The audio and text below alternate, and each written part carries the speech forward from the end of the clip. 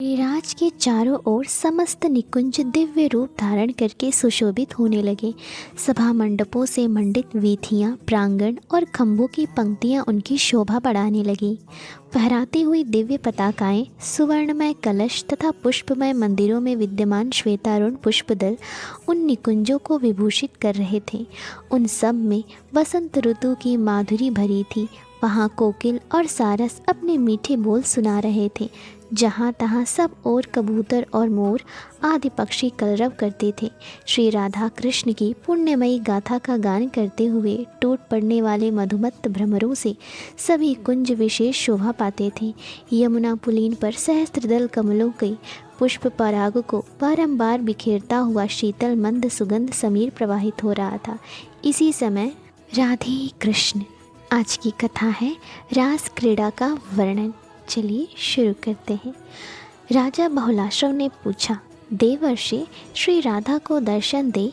उसके प्रेम की परीक्षा करके भगवान श्री कृष्ण ने अपनी लीला शक्ति के द्वारा आगे चलकर कौन सी लीला प्रकट की? तब श्री नारद जी ने कहा, हे राजन, माधव मास में अर्थात वैशाख मास में माधवी लताओं से व्याप्त वृंदावन में रासेश्वर माधव ने स्वयं रास का आरंभ किया। वैशाख मास की कृष्ण पक्षीय पंचमी को जब सुंदर चंद्रोदय हुआ, उस समय मनोहर श्याम सुंदर ने यमुना के तटवर्ती उपवन में रासेश्वरी श्री राधा के साथ रास विहार किया। इसके पूर्व गोलोक से जिस भूमि का पृथ्वी पर अवतरण हो चुका था, वह सब की सब तत्काल सुवर्ण तथा पद्मराग मणि से मंडित हो गई। वृंदावन भी दिव्य रूप धारण करके काम पूर्वक कल्प वृक्षों तथा माधवी लताओं से समलंकृत हो अपनी शोभा से वृंदावन को भी तिरस्कृत करने लगा। राजन, रत्नों के सोपानों और सुवर्ण निर्मित तोलिकाओं से मंडित तथा हंसों और कमल आदि के पुष्पों से व्याप्त यमुना नदी की अपूर्व शोभा हो रही थी। गिरिराज गोवर्धन गजराज के समान शोभा पाता था।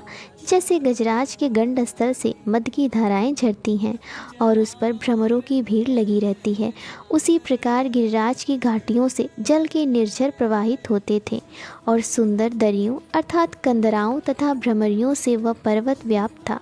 वहाँ विभिन्न धातुओं की जगह नाना प्रकार के रत्न उद्भासित होते थे। उसके रत्नमय शिखरों की दिव्य दीप्ति सब और प्रकाशित हो रही थी।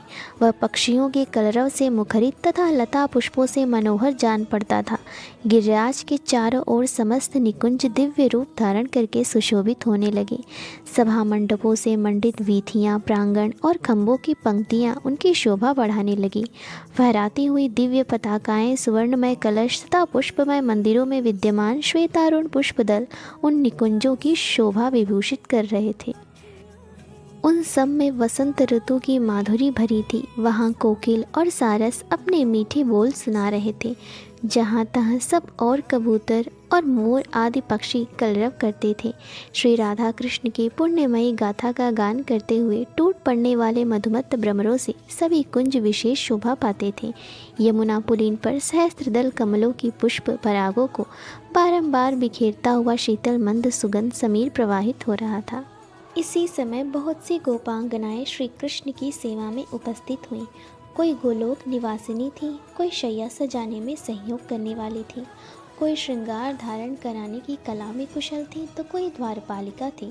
कुछ गोपियाँ पार्षद नाम धारणी थी, कुछ छत्र चवर धारण करने वाली सखियाँ थीं और कुछ श्री वृंदावन की रक्षा में नियुक्त थी।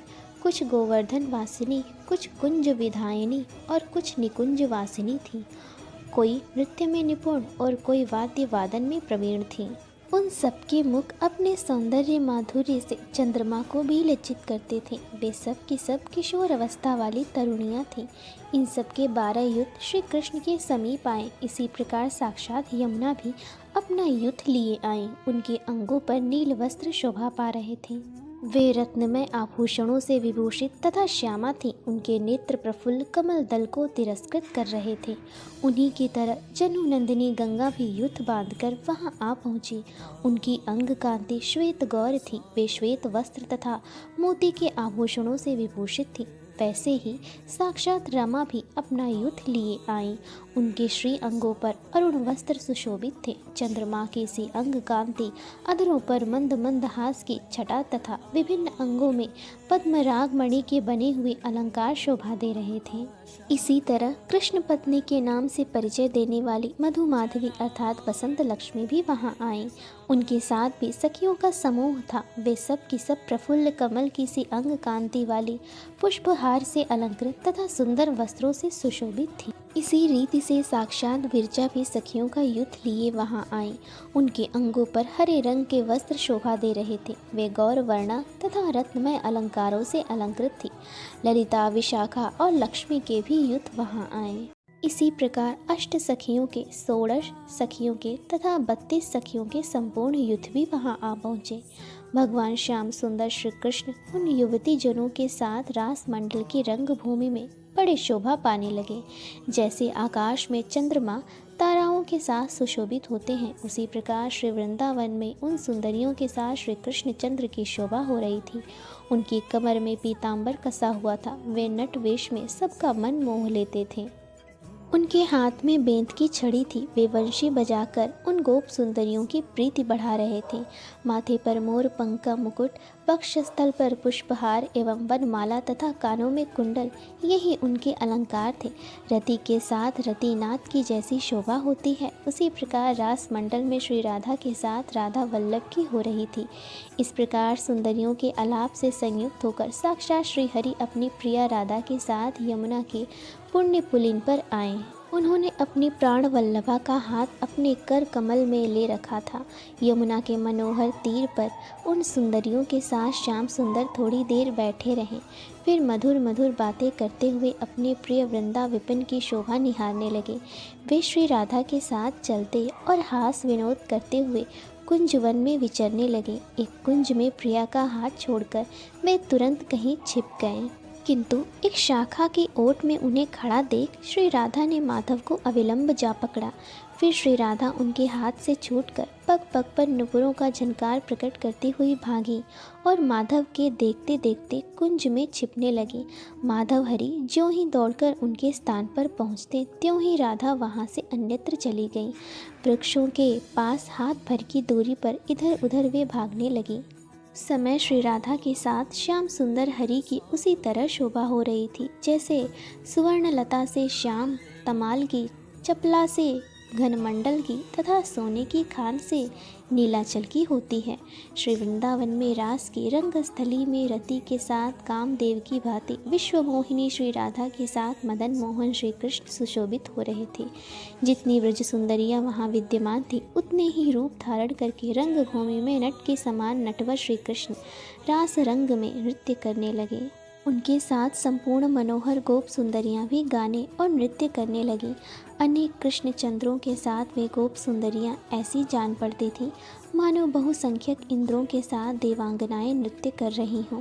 तदंतर मधुसूदन श्री कृष्ण समस्त गोप सुंदरियों के साथ यमुना जल में विहार करने लगे। ठीक उसी तरह जैसे यक्ष सुंदरियों के साथ यक्षराज कुबेर विहार करते हैं। उन सुंदरियों के केशपाश तथा कवरी अर्थात बधी हुई चोटी से खिसक कर गिरे हुए सुंदर चित्र विचित्र पुष्पों से यमुना जी की ऐसी शोभा हो रही थी जैसे किसी नील पट पर विभिन्न रंग के फूल छाप दिए गए हों। मृदंग और खड़तालों की मधुर ध्वनि के साथ वे व्रजांगनाएं मधुसूदन का यश गाती थीं।